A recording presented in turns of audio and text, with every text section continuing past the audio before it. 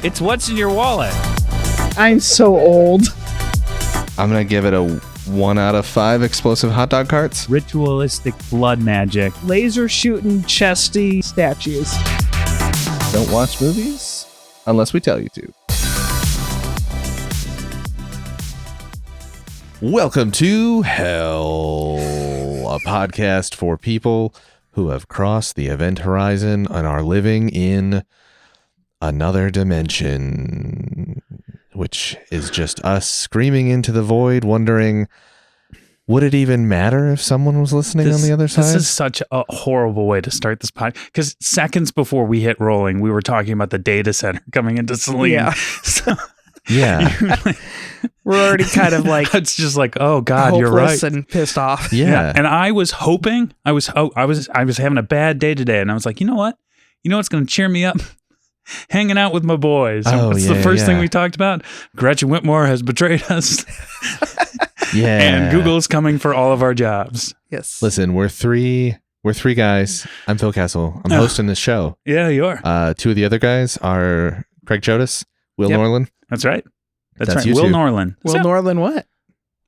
Will What? Norland ever These be nuts? cool? Oh. Oh man.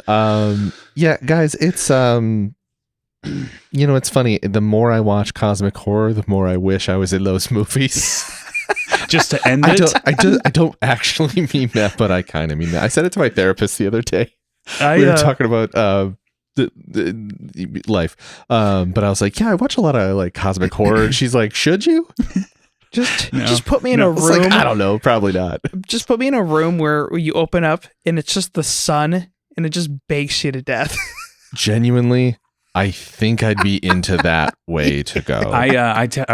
Today I worked in my office here, which was it's not far enough away. Yeah. And my kids and my nieces and nephews and my mother-in-law were all also here because my kids don't have that's school right now. tough. So they were all like, singing songs and smashing Yep. things Being and children. and breaking yep. things.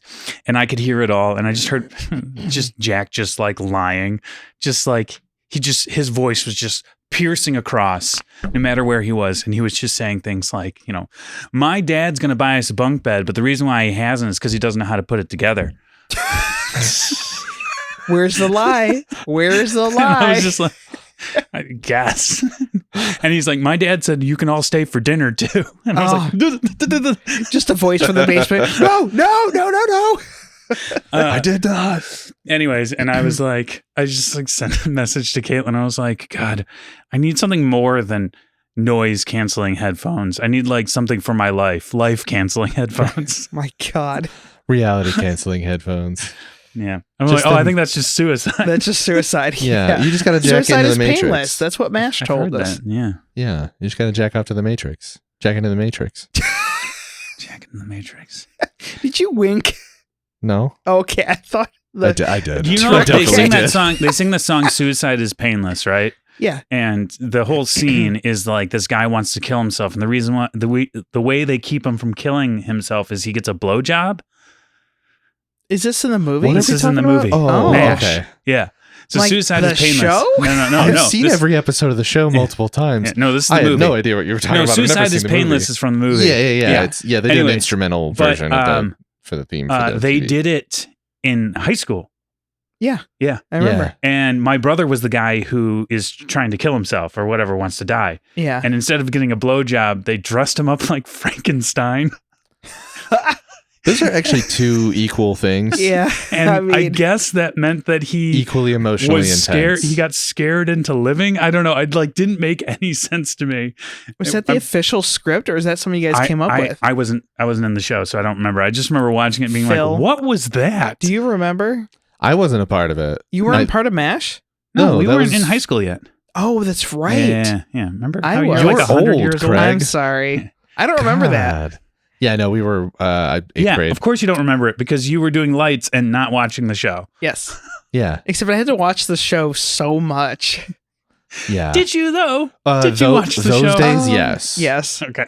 Yeah, when when it transferred like directorship was when we kind of stopped. Thoroughly Modern Millie, you could put a gun to my head Yeah. and I couldn't tell you anything. Did you know that I was one of the leads in that? Yeah. Oh, Again, if okay. someone I would have thought that- said that, I would have been like, I don't know. I thought that was Kiss Me Kate. And Yeah. then somebody explained to me that it was No, not. those two different shows with Two the girls. It's two different different dancing. shows. Anyways, Anyways. I forgot what I was going to say. I forgot. Yeah. Yeah. Well, okay. Life canceling headphones. Yeah, life canceling yeah. headphones. Suicide is painless. Yeah. Blowjob Mhm. Frankenstein. Yes. That's Blowjob Frankenstein. that's the Blowjob Frankenstein. Wasn't that your nickname in college, Craig? Yeah. Oh God. Oh, fire. Fire. I mean, it's basically the end of. It's basically the end of Young Frankenstein. So. Young Frankenstein. That. Yeah. Yeah. Anyways. Oh man, guys. I'm a very tired boy today. So Yeah, it's so gonna be a it's weird gonna one. be a weird one. Mhm. But I think we're gonna dive right in Uh-huh. to our recommendations. Or what's in your wallet? That's right. It's time for the segment where we reach just- deep into our best friend's pants and whip out some recommendations. It's what's in your wallet. But you just said it. Yeah. I know I did We because didn't I'm do a a whole dick. thing. Yeah. Yeah.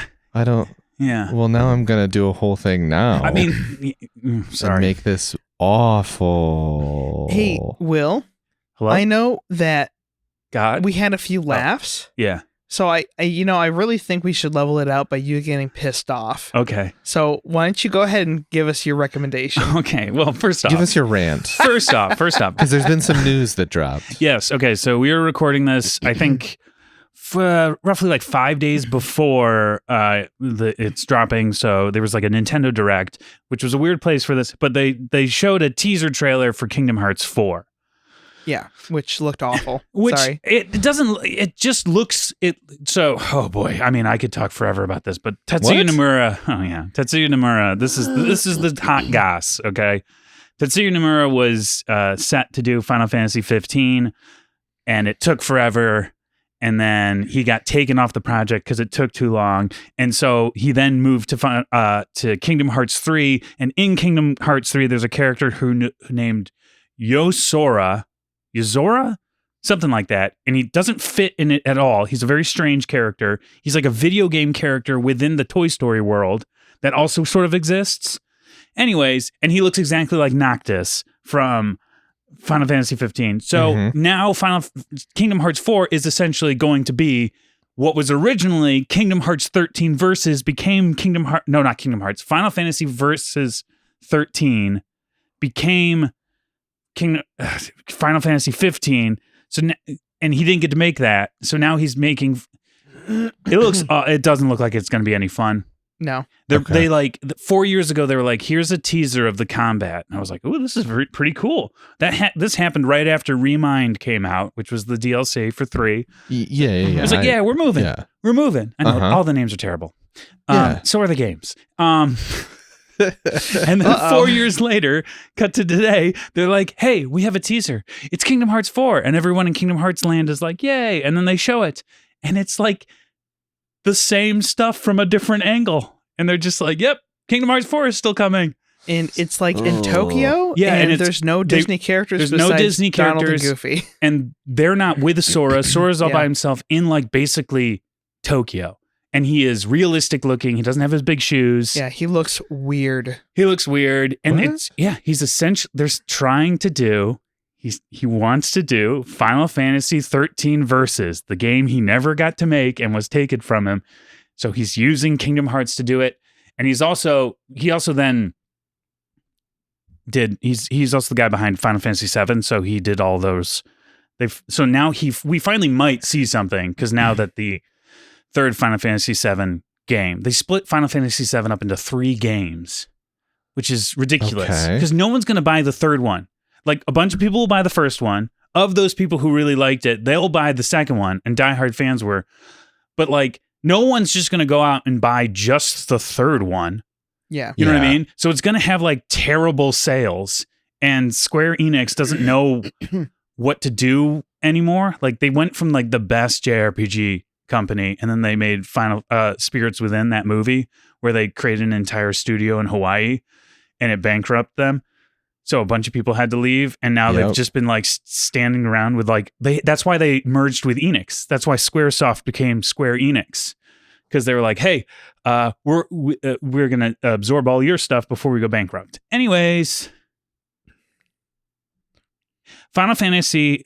Kingdom Hearts also released Kingdom Hearts 1 through 3. And you may be saying to yourself, wait a minute, They already did that. haven't they done that? And the answer is, yes, they have. And they're doing it again, but they're calling it something different, and they're using AI art. If you look on the cover of this new thing, this art style is similar but completely different to Tetsuya Nomura's. It looks really strange, and Donald has 5 fingers on one hand and 4 on the other. Goofy looks exactly like, and if you zoom in on the details in the background, it's like all AI smushy mushies. Oh. Yeah, and like Sora's hand is like Yeah. weirdly shaped. Yep. It I'm looking at it right looks, now. It looks so bad. But my recommendation is a long forgotten and much maligned Kingdom Hearts video game that came out on the DS. It originally came out on the Samsung smartphone in Japan Oh only. my gosh, is this the one where you play Kingdom Hearts 2 through Kairi's viewpoint, but she is also just a Heartless, so the whole game is just from like behind that glass tube, and you don't do anything? You were so close to saying something that might have actually happened. Because there is a game from Kairi's And I perspective where she felt goes that, back. and so I turned.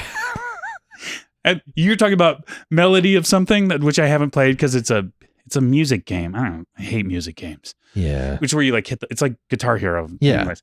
No. Kingdom Hearts Recoded for the DS Uh-huh. is an absolutely preposterous game.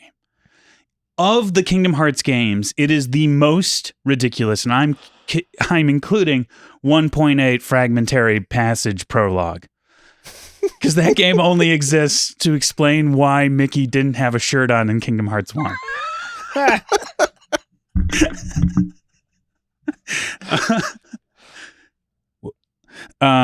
Anyways, so Recoded is this. So most people don't know this, and I'm going to educate you today a little bit. Yeah, thank you. Thank you. Right. There was actually 4 members of the party. It's Sora, Donald, Goofy, and Jiminy Cricket. People always forget about Jiminy Cricket. Anyways, he was writing journals in the first. Yeah.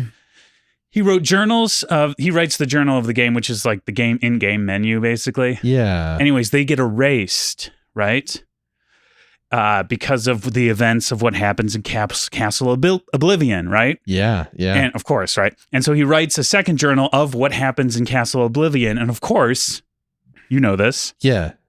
it gets erased It too. gets erased of course, too. yes. Obviously, yeah. And so Mickey one day is sitting around wondering, what do we do about these blank journals? Because this seems like an important thing for Mickey to be doing. Yeah, absolutely. Yes, He's of the course. king of the universe? Mhm. He's the king of all hearts. Is that true? He's Yeah. a heart daddy. I actually don't know if that's not What true. what is he? He's a heart daddy. He's a daddy king. Yeah, he's a daddy king. Anyways, and so a secret passage appears in the journals that he's looking at because, of course. Like a door inside of the book and you go in through that? No, and then just you're words. in 100 Acre Woods? Nope. Oh. Nope. So they digitize. Passage. So they digitize I thought the you said journals. passage. Right. They digitize the journals into a machine, and they make a digital Sora. Lord knows why they didn't do that in the first one. Right. So they make a digital Sora. So you play as a digital Sora replaying the first game, and then you replay Castle Oblivion, which is a replay of the first game. Uh-huh. So in this game, you play through the first game, and then the second game, which is a replay of the first game. Okay. And anyways, if you're wondering if the story makes sense, the answer is no, it doesn't. I don't think anyone was wondering. This is just the plot of Metal Gear Solid 2. Yep. But it's a lot of fun. It's a lot of fun as far as the Kingdom Hearts game goes, because it's like you play on the DS. It's you go to all the places, and the way the leveling works is really fun. Because you have like if you ever played Final Fantasy X, and I know neither of you did. Nope. It has this No. sphere grid thing. where Mhm. you like instead of leveling up. Does somebody have a weird puffy vest? I don't know. Okay. What are you talking Sid? about? I don't know. Give me a minute. Anyways, I'll find it. Coded's fun. This is for nobody. I'm sorry that Craig made me lead it off. It was yeah. a huge mistake. It's not a weird puffy vest. It's just like a half shirt. Oh, everyone's outfits are crazy. That's another Tetsuya Nomura Yeah, thing. that's just like a Final Fantasy He went thing. It from was like just- no. That's a Tetsuya Nomura thing. Most people look normal in Final Fantasy games. Tetsuya Nomura was like, "Hey, what if there was zippers? Let's just make zippers? What if we had more zippers? Is he good? Huh? Like, do people like him? That is a great question. To me, he is very much a George Lucas, where he's like one of those guys who's like seems to be really good at one thing, and they keep telling him to do something else, and he is not good at that. Yeah. Yeah, because Hey a lot. man, you're really good at zippers. Would you like to design video games? Yeah. Anyways, so, but yeah, no, I mean, he comes up with really interesting designs, but he also like comes up with some of the worst designs ever. I'm going to look up this guy. One of the worst designed characters ever is a character from Final Fantasy X-2 called, I think his name is Nuge. It's like one of the worst names. Oh man, I'm gonna nooge. This is what this man looks like. Oh. So he Oh, is, gross. he's wearing like, Let me see the nude. a long john onesie. Nude me, bro. with like one giant dreadlock ponytail. Yes. He's got a big fur ball on just one side, and he walks around with a cane and a completely armored left leg. That looks like if I started a Dungeons and Dragons campaign and Mhm. somebody from the local subreddit messaged me and said, "Can I join? I already have a character." That's what it was. It looked just like that. It was Nuge. That's like what I'm seeing in that is He's like supposed to be the leader of a religion. no. Yeah. No. This is what he honey, looks no. No one named Nuge can lead a religion. Yeah. You need a name like Paul or Francis or John Yeah. Anyways, Craig, what do you got? or Hitler Youth. I got way too many things. Mm. So Yeah, you always have a ton, and that's great because I'm still trying to remember what mine is. you guys like didn't let me do one last week, so I'm gonna actually It do was- one. I highly doubt that. Yeah, that doesn't sound It right. doesn't sound right at all. Yeah. I'm sure you said I'm going to do a mini one, and then I'm going to do a medium one, and then we didn't let you do your large one, and you've You taken gotta that. get large first, Craig. I gotta do large first. Okay. So I did go to a concert now like 3 weeks ago because we've been recording such in a weird way. Yeah. But I went. Upside down and shirtless. Yeah, I mean, speaking of concerts, Yeah. it was Metalocalypse. I don't know if either of you guys watched The that. cartoon guys? I know the Yes. cartoon. Brendan Small. Brendan Small. He's like a really hilarious guy who is a savant on the guitar. Yes. So you might have heard of or watched his other show, Home Movies, which was also on Adult Yeah. Swim. Dwayne was always him playing the guitar. Yeah. So Metalocalypse was one of my favorite shows on Adult Swim when it was on. And they have not. They came out with albums, Mm-hmm. and I'm not a metal person at all, Mm-hmm. but like I'm a little bit. Yeah. Mm. But like With this, yeah. it's one of those things where when it comes to music, I'm kind of like, I like this, but I'm not like 100% this.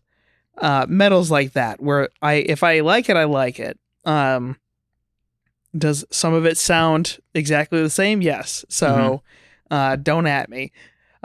Somebody at him, please. Yes, I please. want it We- so we- badly. well, he we- needs to be knocked down a peg. Yeah, we also need the attention. Yes. Yeah, the social media. I don't want the attention. But they started doing concerts. So it's like Gorillas, where you're watching the music videos, or in this case, parts of the show. Yeah. And they have to splice some stuff in, so to cut out some of the, non-singing parts. But it's actually Brendan Small there with other that's people. cool. Yeah, yeah. And so you can't see him until the very end, and then he kind of talks real quick. But the showmanship, just like the spectacle of it, not as much with that one. I was a little surprised. There was 2 openers. One was called Castle Rat, which is more of a local. That's cool. That's a cool name. I like that. It is, and everyone was dressed up in like medieval stuff, and they were like I telling love us that. it was like a concept album brought to life in front of you, and people are coming out with dressed up as rats and all this other stuff, That's and it's awesome. ridiculous. So look them up; they're really fun. Doing it right now. Yep, Castle Rat. And then the next one, they've been around for a long time, and just because I'm not a metal person, Amon Amarth, which is from I know the name. Lord of the Rings. It's like the elvish name of one of the kingdoms. I can't remember, but that's where they got the name from. But they've been around since the early 90s. And again, the spectacle of it, they had these crazy inflatable sets that I'm like, how the hell did I came back in? Because I went to get some merch and I came back in, and it was like somehow they had I'm like, how do they get this stuff in here? Mhm. And it wasn't until I saw them uninflate and move, because they had like 5 different sets of it. Huh. But yeah, they were awesome. Like, they were really fun to watch. Like, the whole concert was probably one of my favorites I've ever been to, just because of the pure spectacle of Yeah. it. That's cool. Yeah, so that was super fun. And then I've been getting super into the Dungeon Crawler Carl books.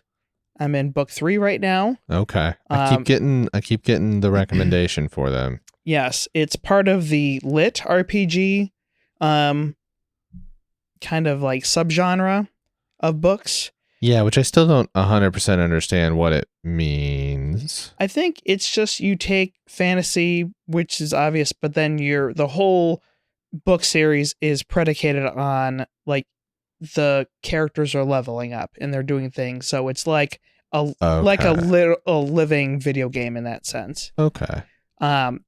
But first book is a little bit more of a lighter, like popcorny. And then as the books have gone on, they've gotten The a bit popcorn more. gets more burnt. Yeah, gets a little more burnt, gets a little more serious. Yeah. But I'm like 3/4 way through book 3, and I think there's like 7 or 8 because this guy pumps them out. Yeah. Yeah, I knew that. I knew there were a lot of them. I've got a couple of other friends that are into them, and I just keep seeing the recommendation everywhere. Yeah. My book reading has slowed down a little bit, though. Mm-hmm. Not that it was much to begin with, but I had started, and then I very quickly fizzled out. It's honestly like I have to, like, that one's great for audiobook. Yeah, I should Like, try that. That really you have to listen to that one because the guy who does the voices, people thought he like had gotten a girl to do some of the girl parts because he's so convincing. Because Like, he sounds like this. oh my god, yes, it's just like this. Wait, who's talking right Yeah. now? Golly gee, that sounds great. Oh, Boy. and then I'm just going to. you're Carl. Oh my god. I don't know what that means. Neither did he. And I'm gonna go real fast. Uh-huh. I know, Will.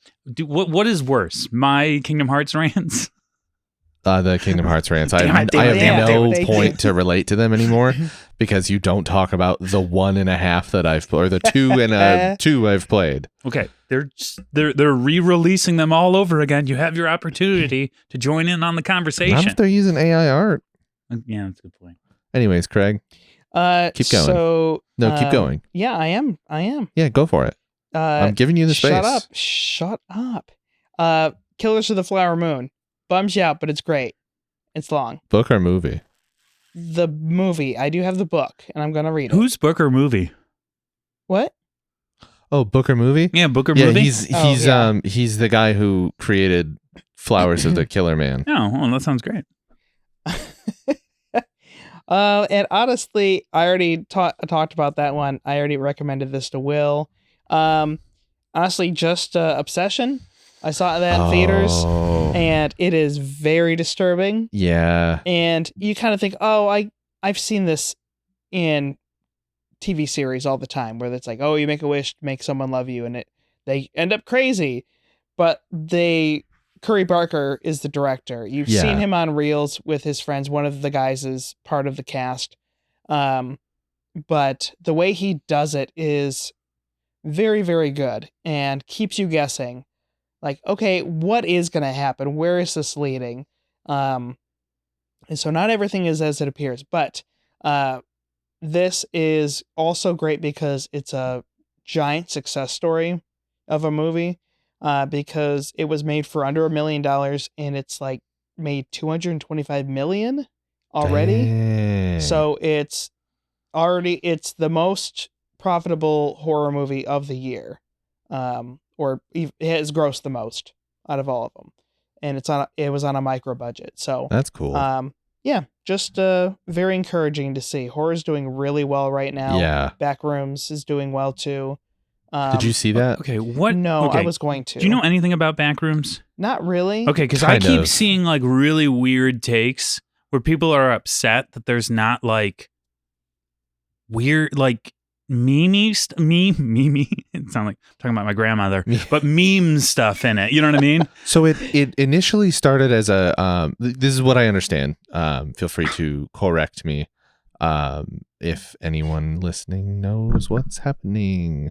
So it started as a thing on 4chan where somebody posted this like kind of vaguely strange looking photo of like an empty office building, just like one room. Like a liminal space. Yeah, like a I keep liminal hearing that space. word too. I don't know what a liminal space is. Both things appeared to me at the same time, so I Fine. don't know.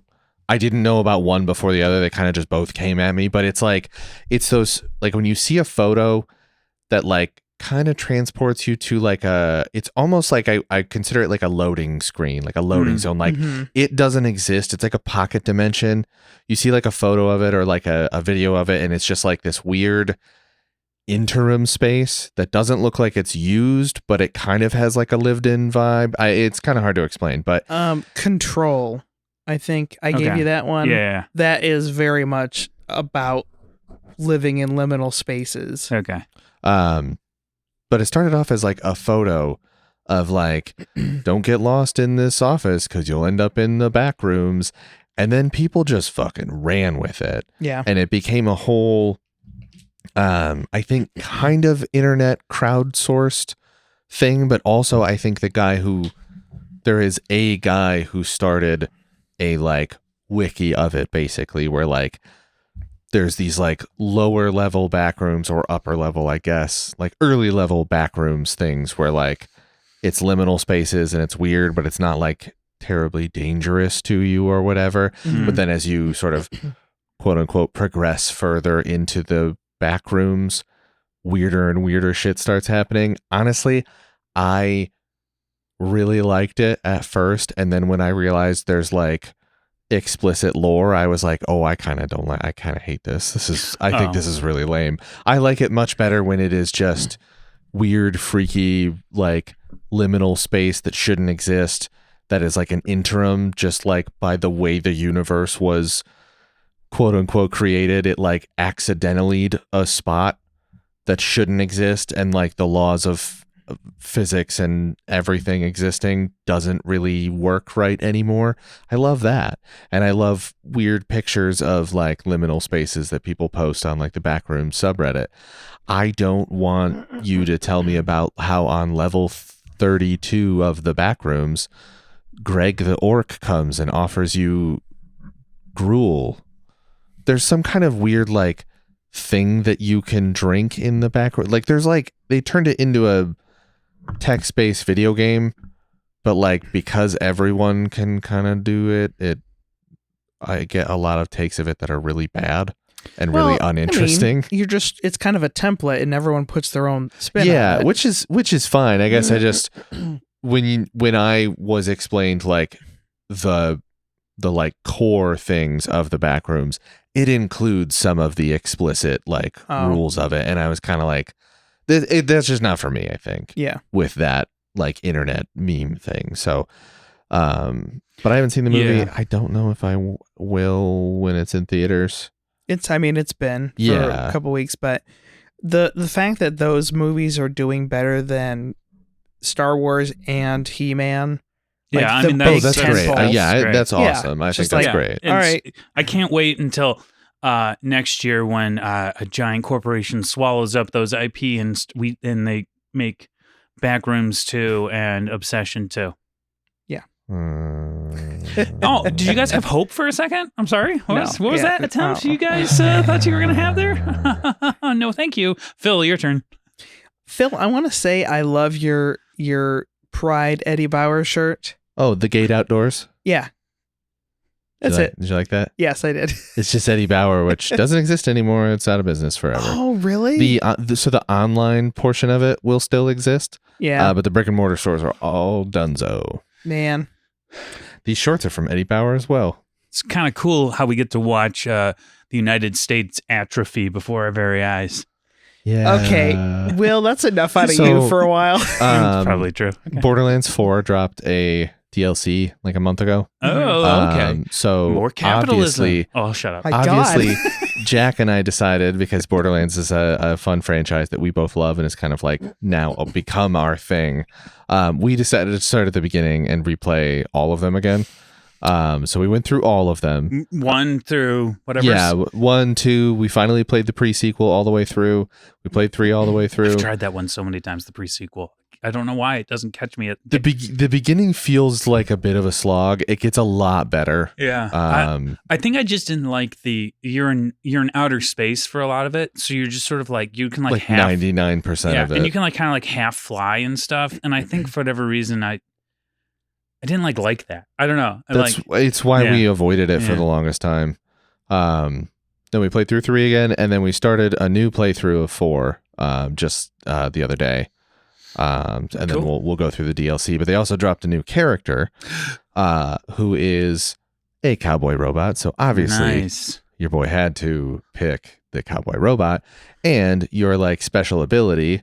Okay. You get to ride on a horsey. In 4, they give all of the Vault Hunters like 3 separate trees. They started that in 3, Mm-hmm. where you can kind of choose between 3 separate trees of leveling up and 3 separate 2, you mean? abilities. Did they do it in 2? Yeah, you had kind of like 3 different routes you could go. Oh, you had routes you can go. Yeah. This is starting in 3. They give you 3 full separate trees with different routes. Okay, cool. With 3 fully separate So like powers. 9 different sort of like. Kind of. Yeah. You can, so within it's 3 trees, and then within each of those trees you can go down, and there's not really like routes to pick throughout them.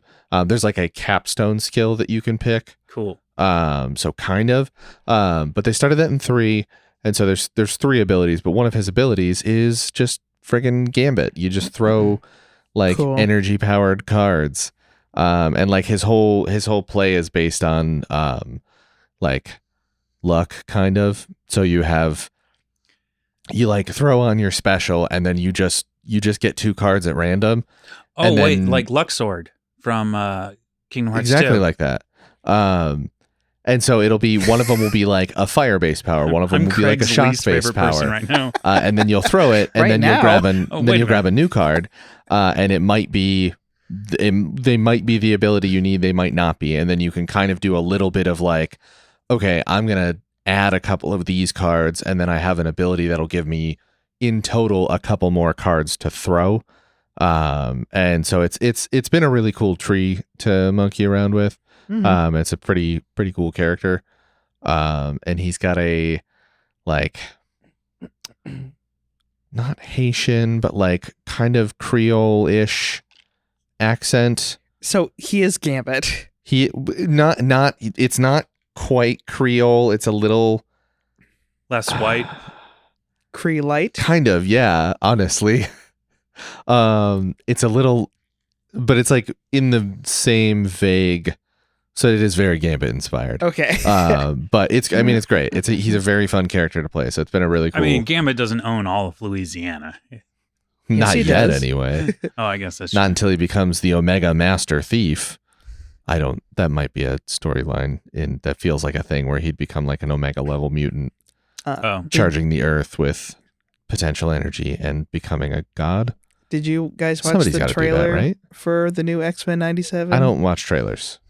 As a, no, like- I TV did series, not. I though. did not. I don't I think I watch saw it. clips It of will it, but still give away things. I don't like things being given away. Every goddamn Yeah. trailer, TV Yeah. or not. Phil Don't- does not like handouts. Yeah, he's he against, doesn't like socialism. Yeah. He's against free rides It's for anybody. exactly. Yeah, it's exactly what I'm saying. is He that gets I- up the ladder I'm a and then he good pulls listener. it up. Yeah, My yeah, wife yeah. thinks so well, too. listen, I got up there on my own with Yeah. no help, No help. so no one else should have any help. I got up there on my own Honestly, I with a should make lot it. of help, and then I fell off the ladder. I should make it harder. I should make it harder for the next person to give them the opportunity to get better than me. And when you fell, you broke the ladder so no one else could Yeah. use it. Fuck everybody. Damn. Yes, I guess just Borderlands 4.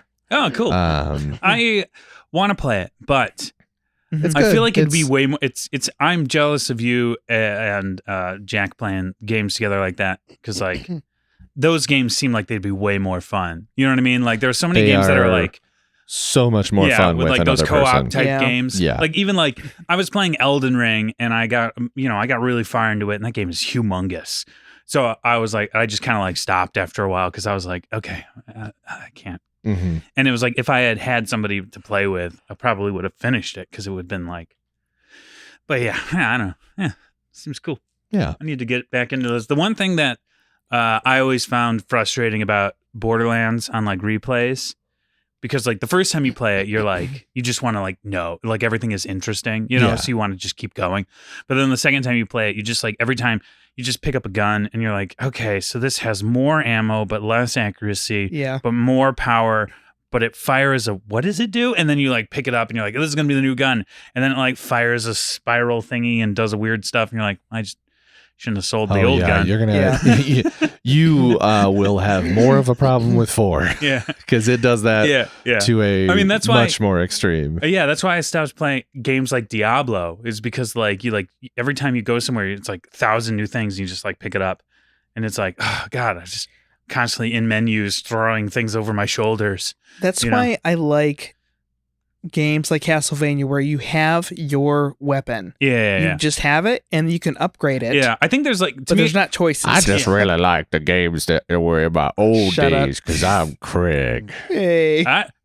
3 dimensions. What do you do with those? What do you In even my need day, those? In my you go day, it was up a line and a ball. We Yeah. played it. It was called ping, I think. Yeah, there's only the past and the future. God. Craig, that's what you sound like. Yeah. Thanks. Speaking of the past and the future, Sure. We watched one of Hell. Phil's favorite movies. Yeah, that's right. We watched Event Horizon, which is a 1997 science fiction horror film directed by Paul Anderson and written by Philip Eisner. It's starring Lawrence Fishburne, Sam Neill, Catherine Quillen, and Jolie Richardson, among others. Running time is 96 minutes. $60 million budget. It made $42 million at the box office. That would be a bomb, ladies and gentlemen. Yep. How do you think this is sitting on Rotten Tomatoes, Phil? oh, I feel like it's not as good as I want it to be. I feel like it's in like the 60s. I'm going to say 61. Okay. I'll go a little higher. I'll do 68. Guys, it's 36. Oh, yeah, honestly, I yikes. thought I was too Really? high. Okay. Yeah, Yeah, Did I you watch thought- the same movie? people don't like this movie. Oh, It's 62 for critics. I've just been not talking it critics, up for like 5 years. audience gave it a 62, so Okay, more I was, people are nearly, more I was aligned. nearly dead on with the audience. But Yes. So I picked this movie. I yeah, picked what it made most. you pick it? Well, the connection was the composer from Iron Giant. He did this one as well. And I picked it because Phil has been talking about it forever, and I hadn't seen it, and I was like, I want to see what Phil's talking about. And it turns out it's one of your movies. Yeah, it is. But that's cool. I've been working on getting you to pick this movie for this challenge for Mhm. 5 years. Yeah, that makes sense. You've 'Cause been I knew talking it was about gonna it. happen. Well, I've been meaning to like figure out how to watch it, and then we started doing different, with the Yeah. rolling and stuff, and like finding things, et cetera, et cetera. So, anyways, You oof. hadn't seen it. I had Craig not and I seen had it. both seen You it. had both seen it. Mhm. I know we talked a little Okay. bit because you watched it over at my house. Yes, I did. But I want to hear your Okay. like initial Okay. broad strokings. Broad strokes. This is a dumb movie, That's fair. and I only say that as slightly a negative. Normally, I'm a big fan of dumb. I like dumb movies. But this movie made me think it was a smart movie. And I thought it was a smart movie up until about halfway through. And I went, oh, wait a minute. Mm-hmm. This is a real dumb movie. So, for those of you who don't know, the story of Event Horizon is in the not near future, but in the distant future, whatever. Technically, it was 10 years ago, I think. 10 years ago. 2015 was when we started doing space travel. And then I think this movie takes place in 2044 or something. Yeah. It's in 20 years. So this will happen in 20 years. So in the future, in the future, there is this ship called the Event Horizon. You're so close. Keep going. What? You're getting it. You're nailing it. Okay. There's a ship called the Event Horizon, which was, I can't remember what the cover story was, but it disappeared. And so they got some time comes by and there's like a distress signal from the Event Horizon. So the movie starts with our main characters, the crew of the Lewis and Clark, going to figure out why they're hearing from the Event Horizon, right? Yeah. And you find out pretty quickly from Sam Neill's character, who is the one man who's not a part of the crew, who is the guy, he built the Event Horizon, and the Event Horizon is a ship that can travel through not just space, but mostly space. So it's basically he's created a black hole their machine. version of a warp drive for this ship. Yes. Which does the classic wormhole science fiction explanation of shortest distance between two lines. Let me fold a piece of paper and stab a pencil through it, which is in 100 different movies. Yes. And so he explains that that's what this ship can do. Yep. The initial run of the ship was just as an exploratory. There wasn't it was just going to explore the outer bounds of the solar system, they just disappeared. So yeah. Anyways, so they go, and so the whole thing is they find the Event Horizon and they get on board the Event Horizon, and the mystery is what happened to the crew of the Event Horizon. Mm-hmm. Also, what the hell is up with the Event Horizon? Because when they show up, the ship looks like it was designed by Dr. Doom. Yeah. And this is when I started to go, uh-oh. No, actually, no. My first was when they're listening to the distress call from the Event Horizon, and they start speaking, and they hear a message, and somebody is speaking Latin. And I can't figure out why anybody would be speaking Latin. It doesn't make any sense. We'll get into it. So, anyways, spoiler town. What happens is, it turns out the Event Horizon went to hell and then came back. Right? And that's reductive, but yes. Yeah. I mean, well, is it though? The guy was speaking Latin. There are different interpretations of what happened. Okay, well, my interpretation, the correct one, I believe, is that they went to biblical hell, where a dimension of where people. You know how there's dimensions that sometimes are like ours, but a little bit different. Like maybe most people are left-handed instead of right-handed, then you go to another one where stop signs are green. Yeah, it's sliders. And then you go to another one where people flay each other's skin off for fun. Yeah. Oh, yeah, that kind of stuff. Yeah. The flay dimension. Yeah, the flay dimension. Yeah, so they end up going to a flay dimension. Like you do. Yeah, it makes a ton of sense. Anyways, I'm going to stop talking because I think I'm 0 for 2 in terms of making my friends like me today. I mean, listen, I don't care if you have belligerent, reductive, incorrect opinions about this is why I want to hear. movies. Well, now hang on.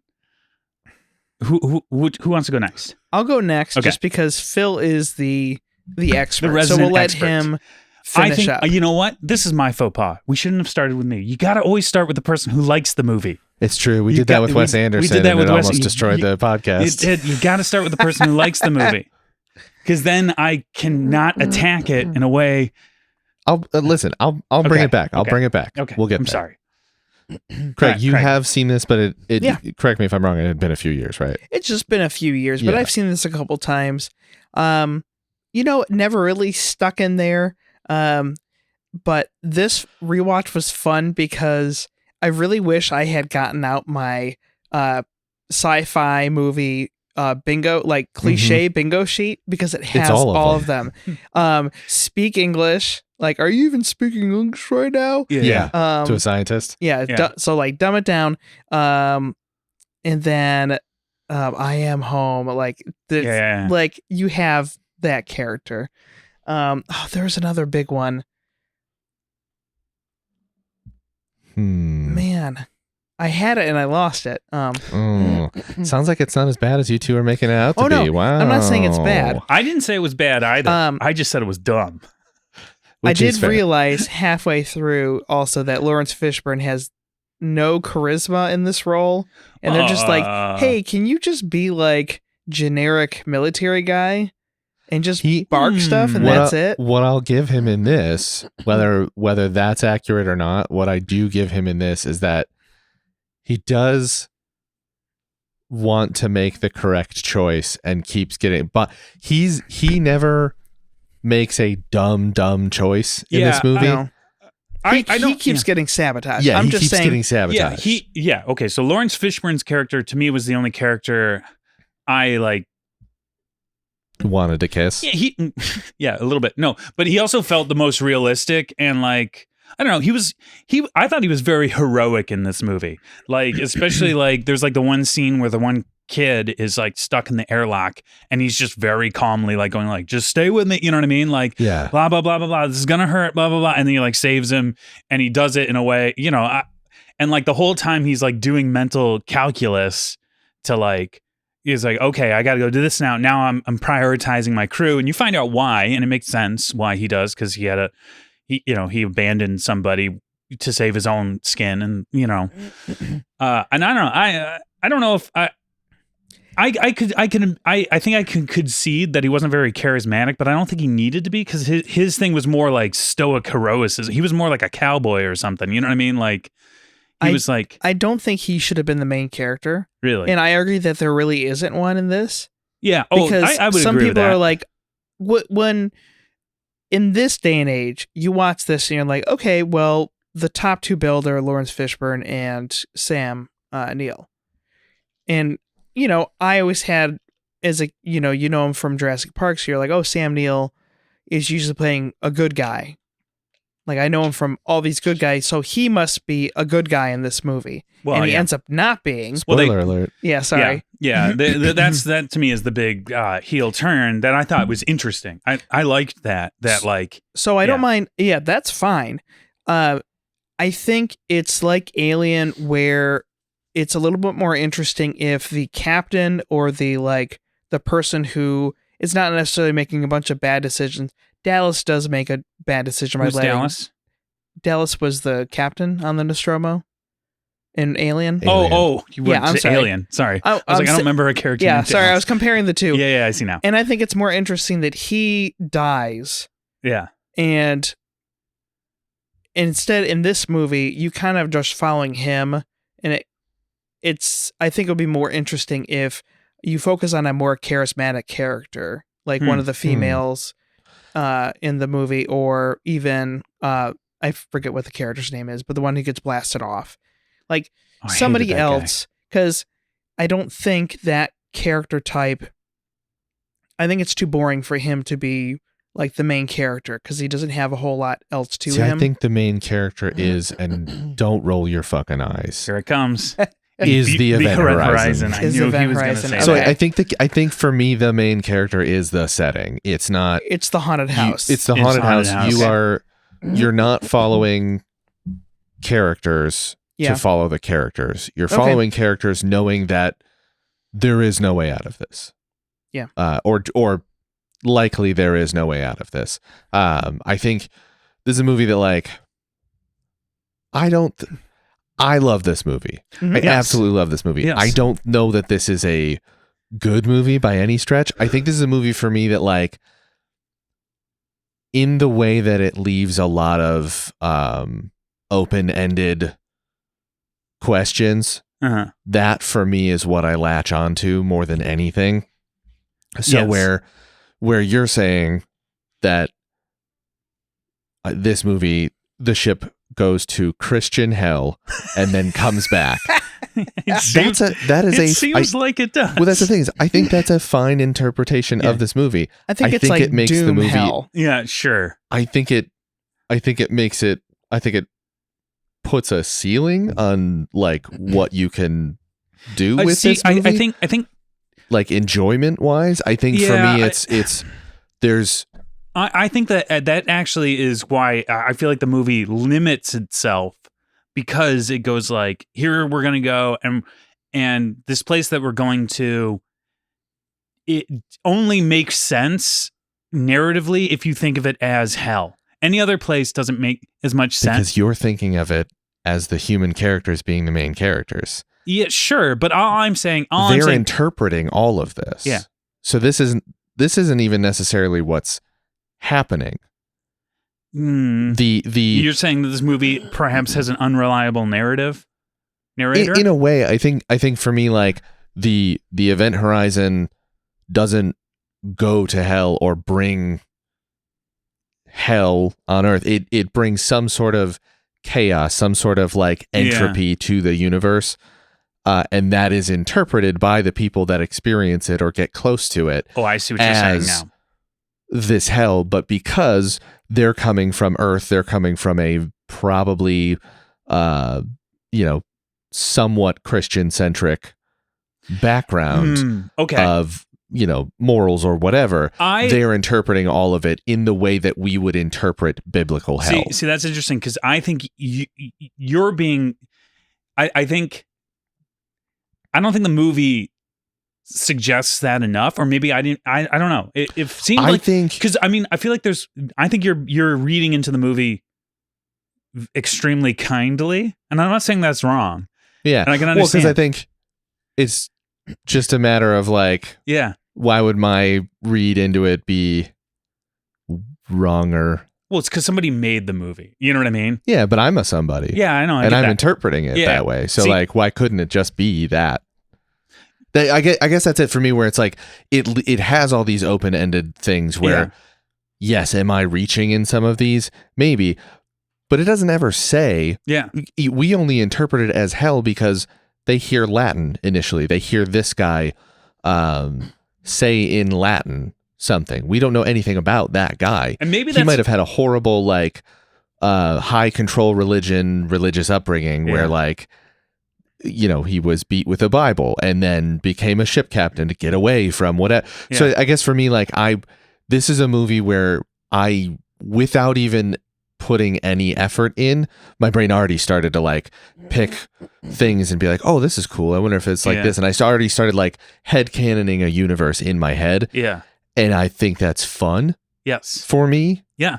In this situation. So that's one of the things I love about this movie so much is that like, it did just kind of like, I watched it the first time and I was like, oh man. It for you, it happened. It unlocked a new way of thinking about this, I think, for you. You know what I mean? Right? Yeah. Yeah. And I think maybe that's a detriment to the way I watch and review movies, is I'm always looking for the artist's intent, which isn't always right or wrong. You know what I mean? Like sometimes it can be wrong, or it can be limiting, because when I was watching this movie, all I could think of is like somebody writing this and being like, and then the sickest thing ever happens is they go to hell. You know what I mean? Like, yeah. And like, I'm like, oh, okay. And they go to hell, because a lot of things start happening on the ship that don't normally belong in science fiction.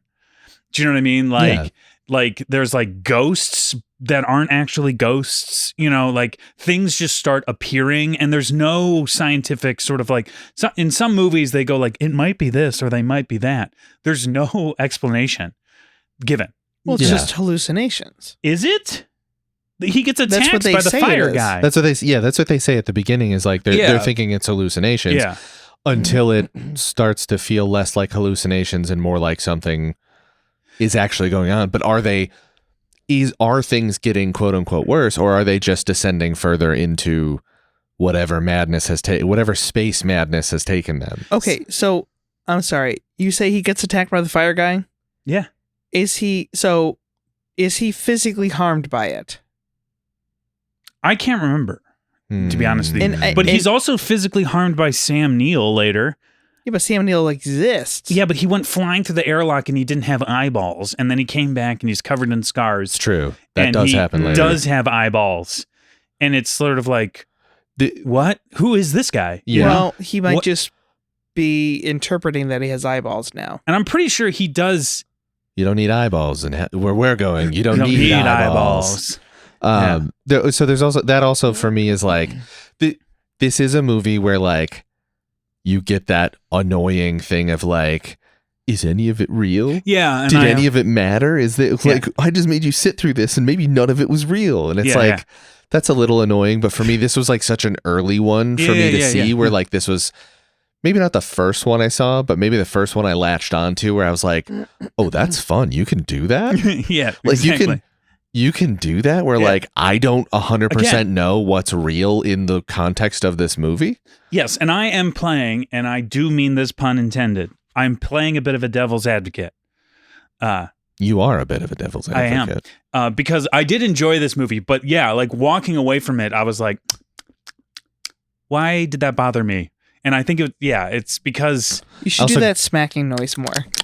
like I what's also this grew taste up in my mouth. Catholicism. Yeah. So like I watched this movie at an age where I was like, ooh, this is I was the kid who was Yeah. like, ooh, they went to hell. Yeah. Now, You know, so is like this something you watched with your dad or you would watch with him? I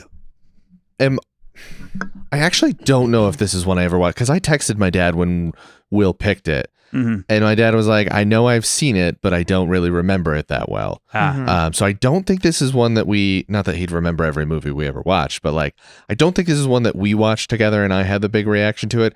I think I just watched it when it was on TV or Yeah. on like a movie channel we had. Yeah. Yeah. No, I mean, this is one of the biggest problems with watching movies the way we are right now is because we go in with like our little beep, beep, beep, beep, beep, beep, like radar going and like trying to like be like, okay, how do I feel about this movie while we're watching it? Yeah. As opposed to just Because like we're screaming watching it. into the void. Yeah, And does it matter if anyone's it listening? doesn't. We're living Event Horizon, but in a podcast.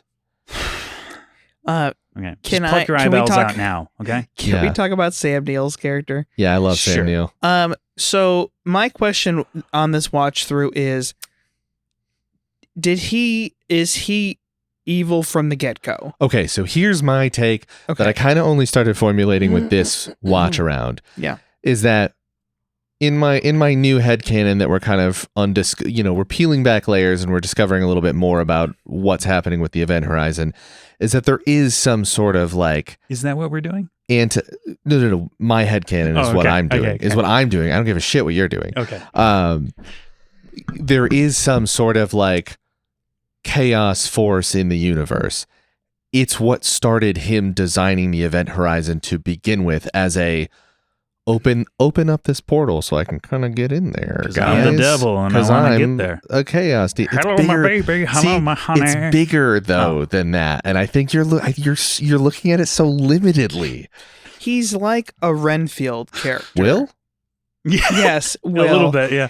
No, like you Yeah, he's someone who he's has almost that the unwitting. influence. Yes. Almost yes. the unwitting he's assistant to his 100% own a Renfield. demise. This is my take on it. Yeah. That is what so all of the like his thing starts well before we Yes, open this movie yes. with him reliving his visions. wife Yeah. committing suicide, Yeah. and he was working I think and that's- he missed it. I think Yeah. that was a level of I think that was a level of smart filmmaking. I Yeah. think that's good. At least that didn't come out of nowhere.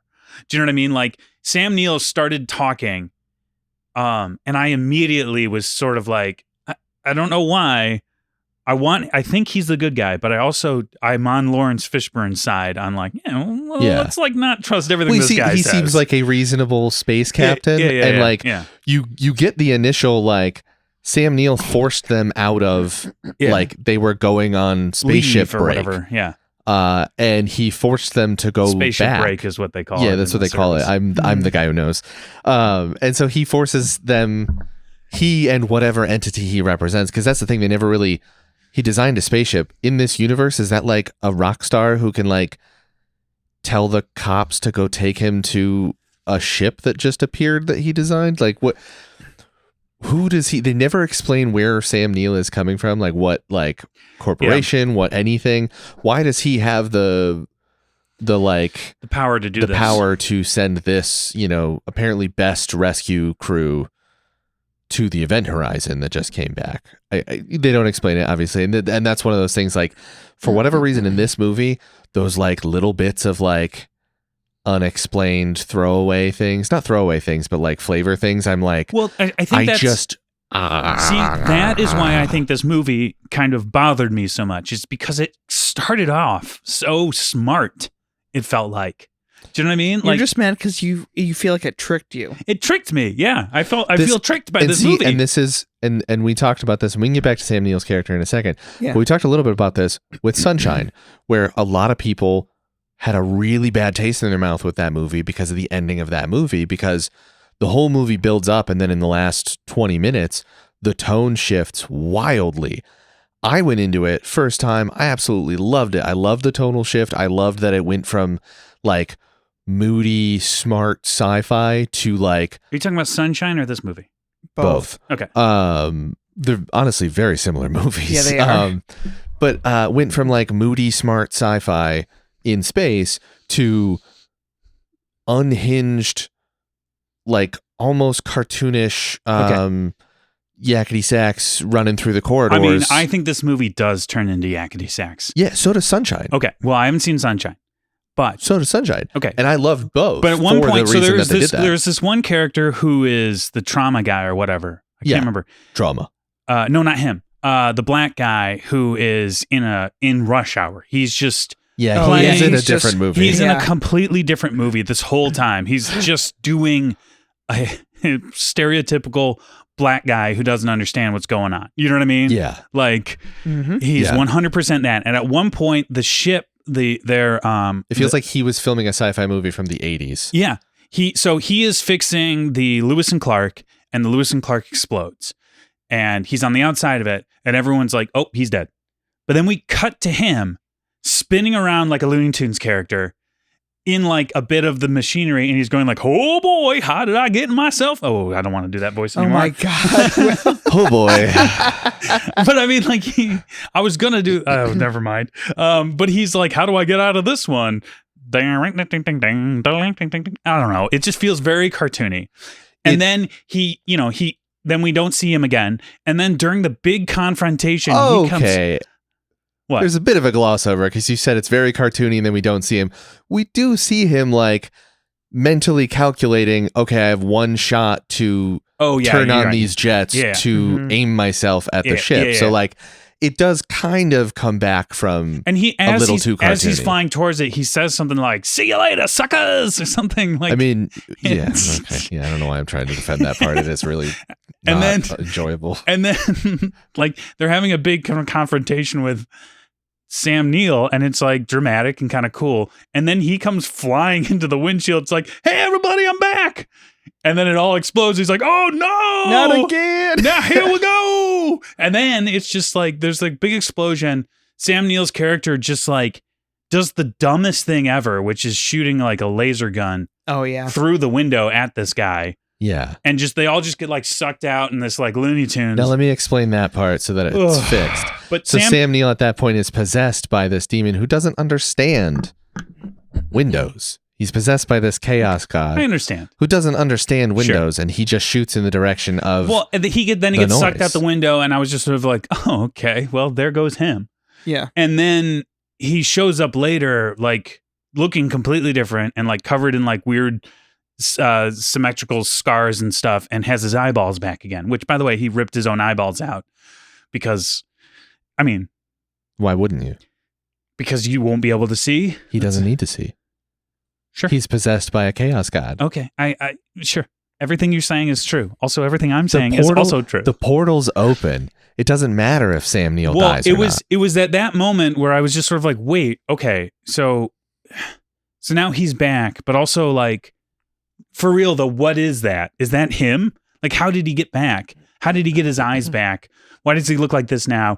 It was too Yeah. many questions for me, and that's when I started to feel like like there was like a 12-year-old behind all of this going like, yeah, this would be rad if this happened next. This is from the guy who liked The Boys, is worried about a 12-year-old writing scripts.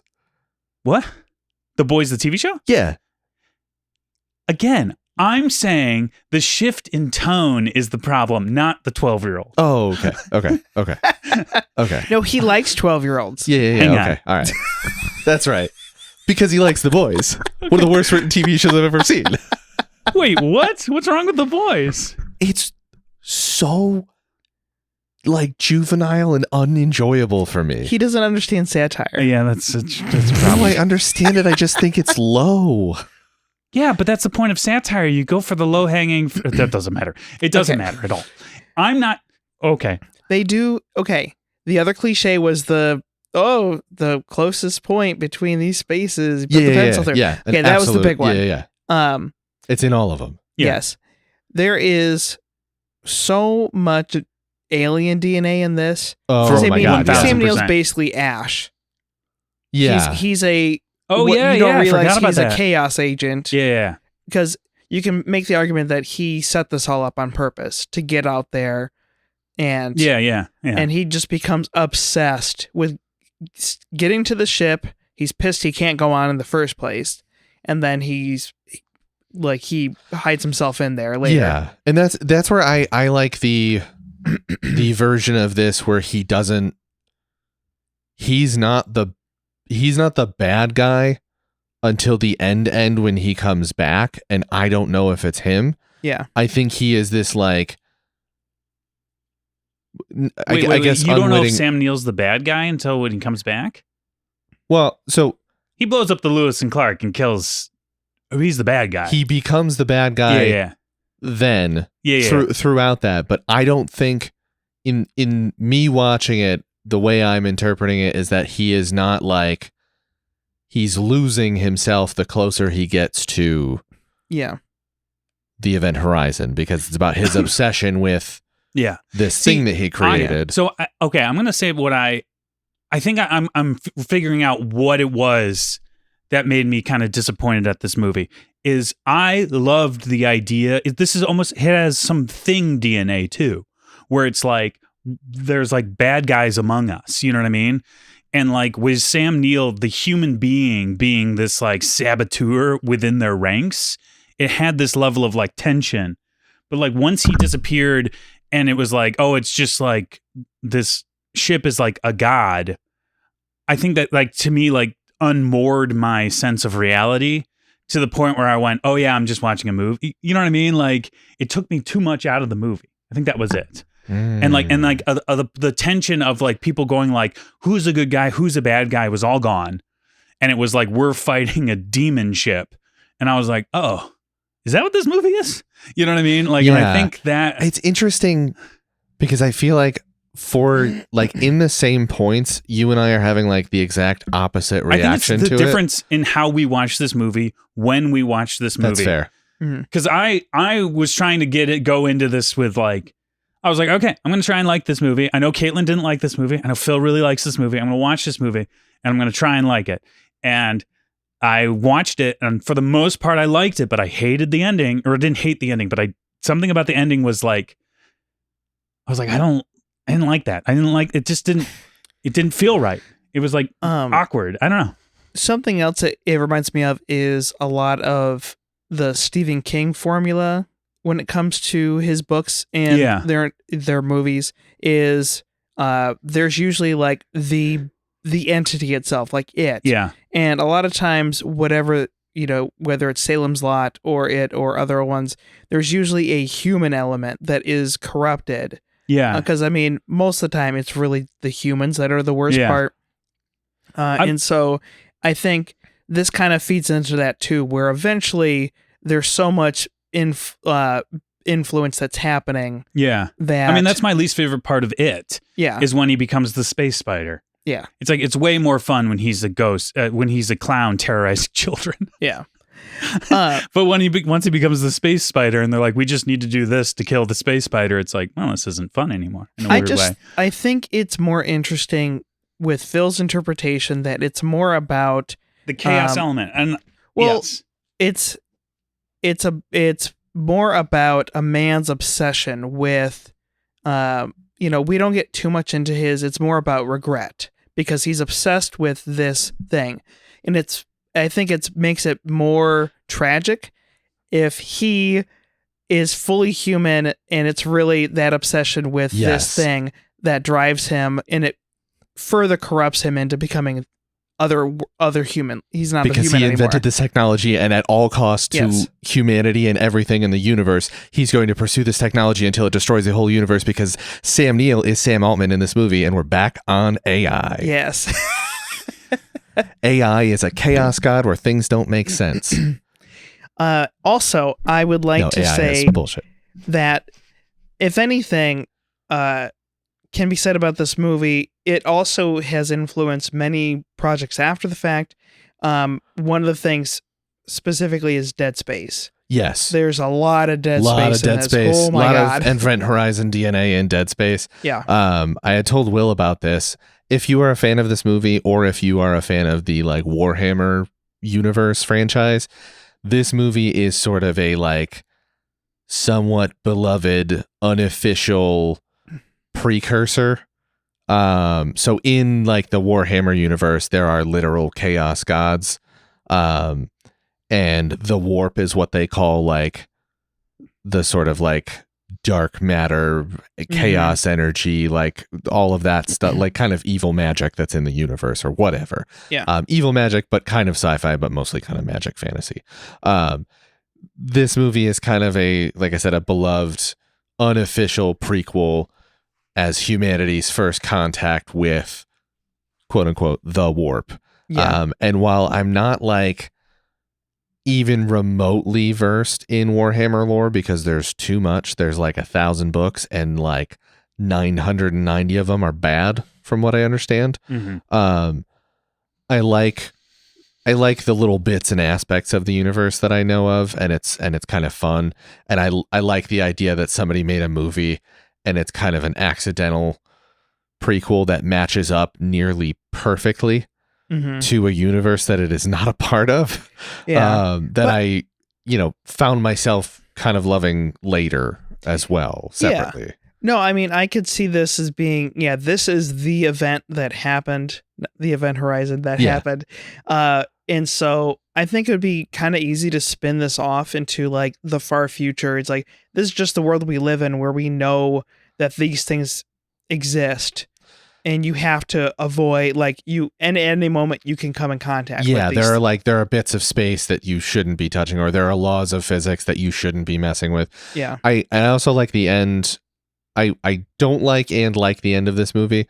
So the end of this movie, I can't remember her name. But one of the women, I think is it the medic, or she dies? No, she dies. It's medic the dies, yeah.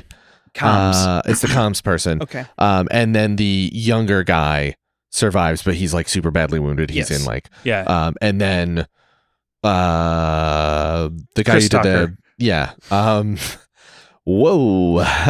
it's the guy from Yeah, you said what he's from. I didn't recognize him. LA Cop Show. Does that narrow it down? Nope. The Rookie. Yes. Sergeant Oh. Gray from The Rookie. They survive. They make it onto a ship. They go into cryo, and then I a like this rescue part. crew. I love it, and I ended up using it. But a rescue crew comes and wakes them up. And when the comms lady wakes up, one of the rescue crew is like, "Oh, we're here to help. Like, we're gonna save you. We're gonna say." And then he pulls off his mask, and it's friggin' Sam Neill with all those cuts on his face. And she screams. And then we cut to she's like seizing on the ground, waking up because she hadn't woken up yet. And I used that in I did Those Dark Places, an RPG. I did that with some friends, and it was my friend Kit's birthday. And so the whole thing started with them traveling, and they were in cryo, and I had them wake up, but I had Kit wake up first. Yeah. And he woke up basically to an Event Horizon like hell world in the ship. And then after I freaked him out enough, I had the other people I had him like pause for a second. And I talked to the rest of the table and I was like, okay, so you guys have all gotten out of your pod and you see that Kit is seizing on the table and he's about to die. What do you guys do? Yeah. And he's just like, wait, what? So like I stole it. I kind of love But didn't weird Sam trick Neill's ending. character did do that earlier in the movie as well? Like he thought he was waking up from the cryopod. He walks around, he Yes. sees his wife, yes. and then he's he- he's actually like on the floor having a moment or whatever. Yes. Yeah. The Yeah. movie does Yeah. repeat itself a bit because Yeah, wasn't it- yeah. what is his name? The guy from The Rookie. When he comes crashing in to the Lucy. When he comes crashing in, like he leaves and is presumed dead, then he comes back Yeah. and does some dramatic switch up of what's happening, and then Sam Neill dies and then is presumed dead and then comes back and does a dramatic switch up of what is happening in the space.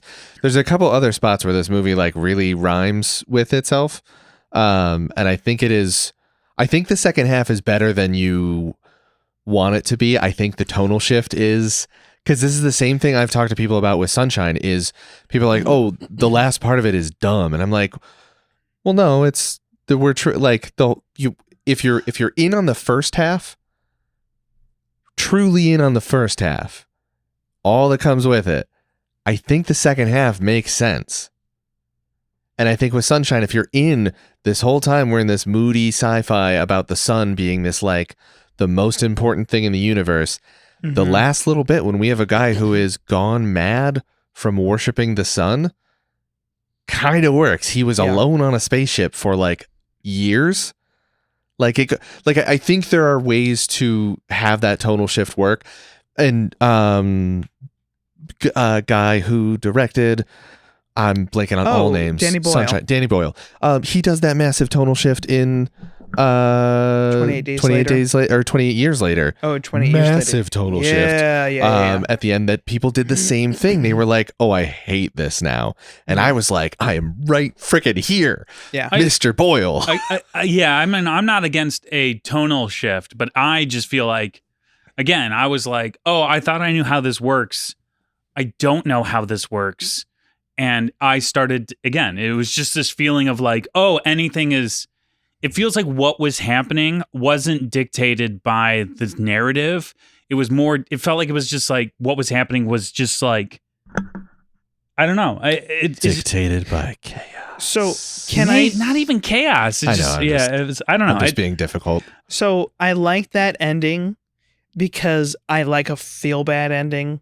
I like Yeah, sure. Yeah. well, I just like when You like to feel bad. I like to feel You bad. like to see other people No. unhappy. You like to see It's- misery. Yeah, And misery is well, Craig. it's less interesting if it's just like you see them Especially go at into the end of a horror when you like kind of the whole point of it is to feel kind of like yeah. that way, you know. So the fact that she is having this nightmare, all it just means that even with Sam Neill gone, like this, whatever this thing is not gone. It opened the door. It opened the door. The You Event can't close the Horizon door. opened the door. You cannot close it. Coming Yeah. back to it, even blowing up the ship, isn't going to stop. That's where like I really really love this movie, and Mhm. I guess for me and the like things I like about stories, like there are all these tendrils that like are coming out of this movie that in a way could feel like something they missed or something that is like dumb or like I don't know, but like there are things that I grabbed on so easily to, and it got me really excited about like, oh man, what would this mean? Like what happens next in this universe? I don't want an Event Horizon 2, but like my brain after finishing this movie, I'm immediately like, well, okay, but it's not over, because like she's still tortured from this thing, and that I guess it just brings me back to the cosmic horror of this movie. This movie, like, as a cosmic horror, if you're not looking at it as a spaceship horror, you're just looking at it as a magical cosmic horror. Mm-hmm. I think it works a little bit better, maybe. Yeah. I just really like cosmic horror. I think growing up religious and then just like not being religious and then existence just being as it is, cosmic horror feels pretty feels like a little cozy jacket where I'm like, oh yeah, everything's weird. Yeah. Like the whole universe is fucking crazy. Like other people get it too. So I know what your rating is going to be. It's going to be in parentheses. Okay. It's going to be like a 5 out of 5. Like the 5 is in parentheses out of 5. I know this is not a perfect movie. I know this is not a like maybe even a good movie, but this is a movie I really like talking about. And this is a movie I really like recommending to people. And I guess maybe this movie is just important to me in a weird way. Mm-hmm. So it's going to be 5 out of 5 where we're going, we don't need eyes. Cause that's just like in my head all the time when I watch this movie. Cause I'm like, that's a pretty bad line. Cause he pretty much says that verbatim. It's not a good line, but I love Sam Neill. So 100%. I think this is my favorite watch of this movie. Even though I didn't get to have it with you guys. But it's got all that cliche kind of sci-fi slop in there. Enough to where it's not like one of my favorites, but there's enough going for it. I think Sam Neill's great in this. Everyone else is pretty stock, which is what kind of takes it down a peg. But I think what it's working with, like the cosmic horror of it, really helps it. So for me, it's a 4 out of 5. Hell is only a word. The reality is much, much worse. Ooh, see, well, they even say it in the thing. It's not hell. Hell is just our interpretation. Our feeble, tiny minds can't comprehend. Will, you should know. I think I might have made this worse for you. We both like kind of bad horror sci-fi movies. See, so what do you we want? watched But this, I just told you why. See, okay. It doesn't matter. when we watched this, Yes. you were in my house and you seemed like you were into this movie. And then over the course of this conversation, it seems like your score has gone from like maybe a 3.5. I told you I was into the movie. I Yeah. liked it up until a point when I felt betrayed and I just couldn't figure out why I felt that way. I was walking home and being like, why did this bother me so much? I really wanted to like it. And then I realized what it was. It was the sort of like, it's a dumb movie. And I wish it had told me that to begin with. Do you know what I mean? Like, and not that it's not, I'm not saying like dumb as in, Yeah, no, I know what you like, mean. it's a bad movie. I just mean that like, it's not hard science fiction. It's much more wishy-washy than that. Like, not wishy-washy, space timey-wimey sort ofness to it. Like, I didn't think of it as a B movie. I wasn't looking for I was thinking of it as like, I was really, I was like, oh, this is an interesting idea. So I'm going to give this movie 3.5. Hey, I'm making a graviton drive. Let's fill the room with spikes. Yeah. To make it work. Yeah. And if you want the A movie, the actual A movie version of this, it is Sunshine. Okay. I mean, they had like on the wall, there were like literal like lantern stanchions. Like, yeah. Which that's where he was sitting on like a throne of like spikes and stuff, and I was like, wait, what is this? That's the thing that bothers me is it's like, oh, we're going to use the ship to go to a hell dimension. Good thing we made it look like hell to begin with. Yeah, and that's where my brain is like, okay, the only way this makes sense. Why was he speaking Latin? It's a character because that's his thing. interpretation of. It's a distress signal. Why are you speaking a dead language? That to me, it was, and that to me, I was like, oh, they're gonna explain this, and it's gonna make me go, oh, and then they just didn't, and it made me go, ugh. Well, maybe to anyone who was part of that crew system, maybe that is specific. Like, these are call signs, basically. Yeah. And if they gave any hint of that, but Latin is so closely tied with like Catholic mass and stuff, that I couldn't help but go like, oh, they're not saying this might be hell. They're literally saying we went to hell. Yeah. And I think the choice was Latin because of that Yes. specifically. And I think if they had left any interpretation in the margins about them going somewhere that wasn't hell, but it did. I'm like, the movie, they went straight to Christian hell.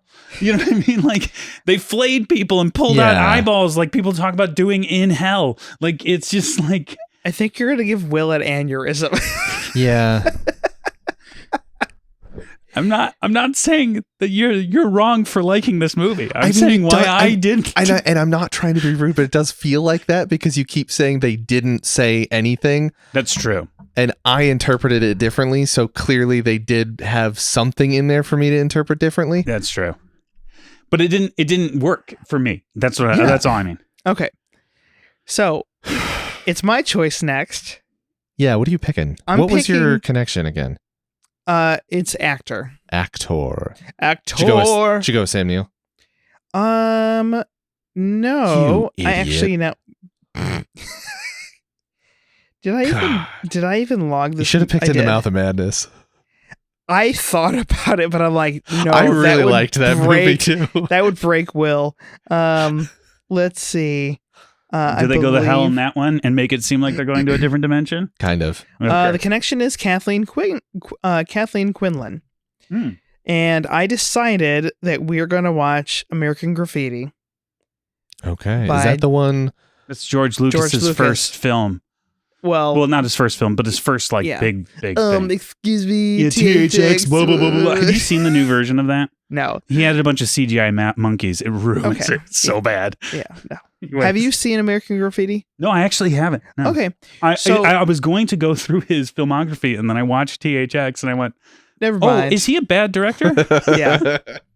I have seen this probably about 3 or 4 times. I really enjoy this. I think this is going to be more interesting to talk about with you guys because one, we have let's look at Lucas as an actual director, Mhm. because this is no connection to Star Wars. This is just what Yeah. you would expect from this era of filmmakers. Yeah, And also I know this is what you'd expect from Steven Spielberg's best friend. Yes. Phil does not like boomer nostalgia. Oh, this is the boomer nostalgia This is movie. like the boomer nostalgia oh movie. yeah, this is the one that Cool. kicked it off. I think. It is Oh wow! because it's from the 70s, I'm but it's so about the early excited. 60s. yeah. And being Oh, like, man, yeah. But it's really love my childhood. Goodness. It's what they're doing. I know. Is But it? you guys will see. Want to ruin childhood for everyone else? And I hope you like late 50s music because it's all that. Okay. It's a lot of Beach Boys and I mean, I'm here for Beach Boys. yes. I've been listening to surf rock again. That's good. So I rolled a D8, Okay. and you're gonna love what I got. A 2, which is director. Okay. Oh my God. Oh no. Oh no. So I think Phantom Menace is gonna be the next one that we watch. Well, I get to pick it. Yeah, you get to pick it. I don't think I'm gonna pick Phantom Menace. Yeah, we got to find another movie that George Lucas directed. Oh god. Oh, Okay. God. Oh man. All right. And it has to be directed, not even produced. Producer's a different one, I think. Yeah, producer's a different one. Okay. Yeah, Oh, director man. I think is the worst one to get because it's so pigeonholed. Director and writer really gets especially you stuck him because Yes, he's done so directed little. like because he's 5 movies. because he's, and every Star Wars fan loves to tell you, he's technically like an independent filmmaker because he's financed almost all of his movies Oh my himself. God. It's true Ugh. because he refuses to do the studio stuff, which is again kind of neat, but also who cares? You should do Revenge of the Sith. Oh God, the worst one. It is the worst one. No, Attack of the Clones is the worst one. No, Attack of the Clones is fun because it's terrible. Revenge of the Sith is just terrible. How is it terrible? Because it's all Anakin, and Anakin is the worst. Yeah, but you have General Grievous in there. You have a Okay. lot of Obi-Wan. Thank you for liking it. I It's- could not it's- give any less of a shit. Okay. It is, in my opinion, the worst one. Okay. Well, we're going to have to talk about it because Phil's gonna have to pick one of them. Yeah. Despite us, he's gonna pick THX.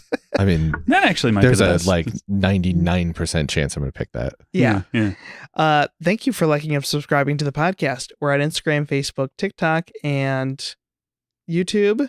Sure. Sure. And just let us know, if you had a cosmic entity that you wanted to worship, who would it be? I mean, it's the sun, right? Oh, It okay. has to be the sun. What if it was Phil? What Am if I Phil is a cosmic entity? Are we all? Because we're all made of stars. Oh my God. We're Oh all my me. cosmic entities. We are star stuff. Yes. We are gods. I'm gonna give that. I didn't need to give Will or Phil more ammunition. This episode was brought to you by Joe Kessel. Let's just say, because this, yeah. Thanks, Joe. Hey. If you want to help support us and hear your name shouted out, consider becoming a patron. Patreon.com/mumble and shrug. If you like what you heard, why? Consider leaving a review. Maybe let Will know why my interpretation is correct. And he's just, what did I say earlier? Close-minded. Yep, that's me. That's it. That's it. The tension in this room is I don't know. so thick. This is since the Wes Anderson. Oh, you want to do it 3 more times then? See how Yeah. we feel then?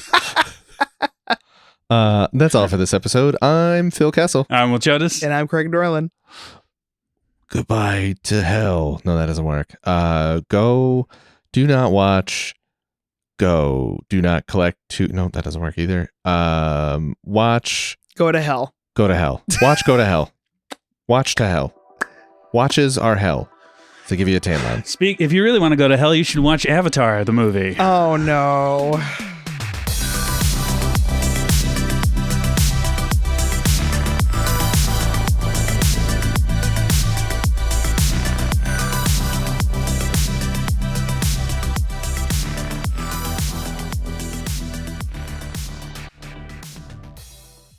Brought to you by Mumble and Shrug Productions.